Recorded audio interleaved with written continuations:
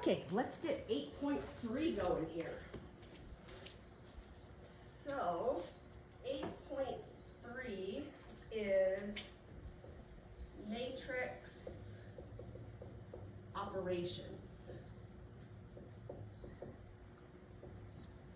So we are going to get a little bit more into matrices and see how they work and what things we can do with them. And then I'm going to show you another little trick with matrices and systems again. So let's just talk about matrix operations. So when it comes to matrices, we can do things like add them, subtract them, we can even multiply them. So we can have what we call constant multiplication.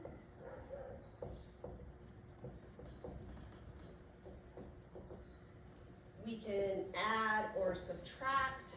Whoop, my black pen is starting to give up on me. Or we can multiply. And those are the three basic ones.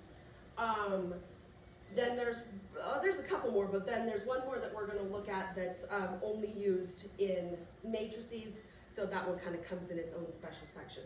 But let's look at these guys to start with. So what I'm going to do over here is I'm going to write a couple matrices that we're going to work with, okay? So I'm going to name them. So A is going to be the matrix 2, 6, -1, 4. B is going to be the matrix -3, 4, -5, -2. C is going to be the matrix 1 and then 4. So we'll start with A, B, and C to begin with, and then we'll see if we need to add another one to it, okay? Sorry, I just need to get a drink. My throat has been very bad today. Okay, so let's start with constant multiplication. So constant multiplication. So if you're given a couple of matrices, all given names, and normally we give them capital letters, you might see something that says find 4A. Okay, 4A. So this is a constant multiple. So it means to take the A matrix and it means to multiply the whole entire thing by 4. So we might also see it written like this. 4 and then the matrix itself. Now when we do this, we are going to distribute in, and we're going to distribute in to everybody. So everybody is going to get bumped up by a multiple of 4, which means the new matrix will look like this. 8, 24, -4, 16. 8, 24, -4, 16. So we might see something ask us to find -5C. So -5C tells us what matrix to go to. So we're going to go to this guy over here. And it's telling us that we're going to multiply everybody inside there by -5. So that means this will be -5, and this one will be -20. All right, so constant multiplication, just make sure everybody in the matrix gets multiplied. We can also do division. Let's say that I asked you to find 1/2 B. So division doesn't look like division as much as it looks like multiplying by a fraction. So here, basically, we want to take everybody and divide them by 2. So the top one will be -3/2. This next guy will be 2. This one will be -5/2. And this one will be -1. Okay, so they're not always going to all be nice. You're definitely going to see fractions again, just like we did with our augmented matrices. But basically, that's the constant multiplication. So then the next one is the adding and subtracting. Now, in order to add and subtract, oh, let me get rid of this one. So in order to add or subtract,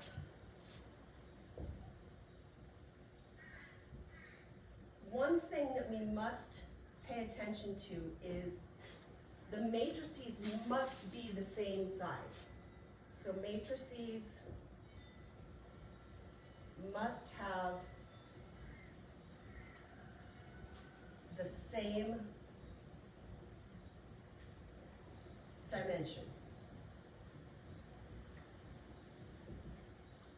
Okay, they must have the same dimension. We're going to put the green pen aside. Use that only if we need it. So if someone, again, using those guys up there, if someone was to ask us to find A plus C, the first thing that we would do is we would come up and we notice that they do not have the same dimension. This is a 2 by 2, this is a 2 by 1, okay? So 2 by 1 versus a 2 by 2. So we would say that we either can't do this, there's no solution, okay, it doesn't exist, so no solution. And we would say that their dimensions don't match. So dimensions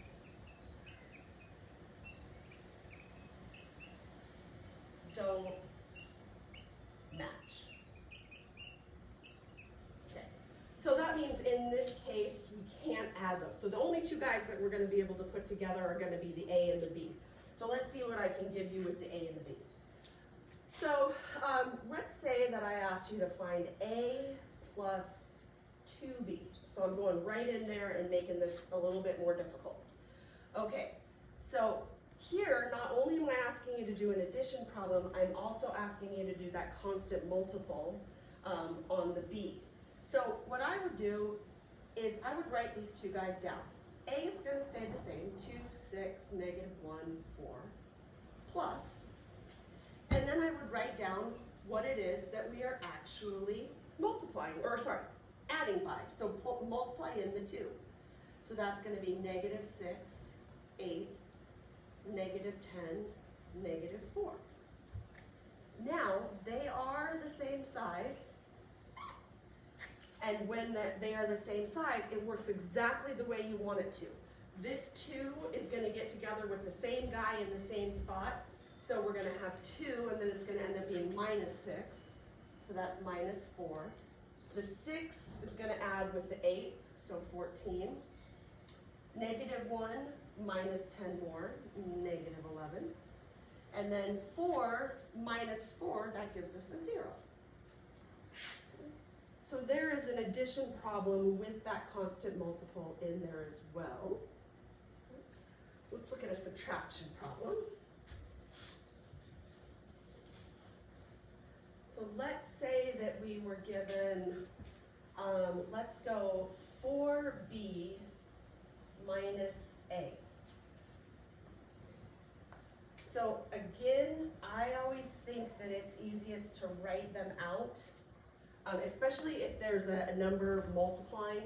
If it was just b minus a, that wouldn't be too hard to do, but when there's more than one thing going on here, I think it's easiest to multiply it out. So we're multiplying b by 4 first. So that's going to be negative 12, 16, negative 20, negative 8. And then we're going to subtract a. 2, 6, negative 1, 4.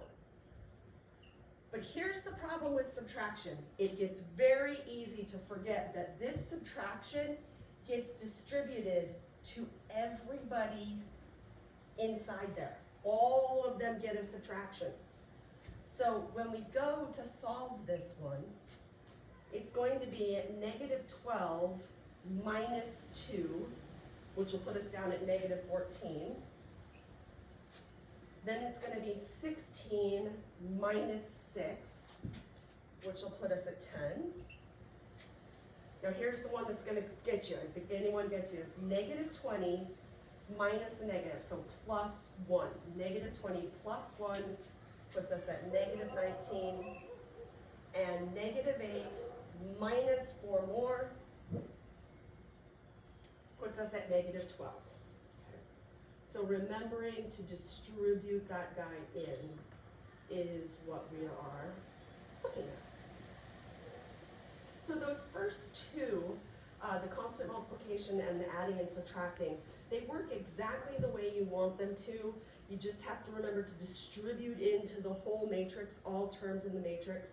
So those are the kind of guys you're looking for. Every once in a while there's no solution because they have to be the same size, but otherwise that's what we're looking for.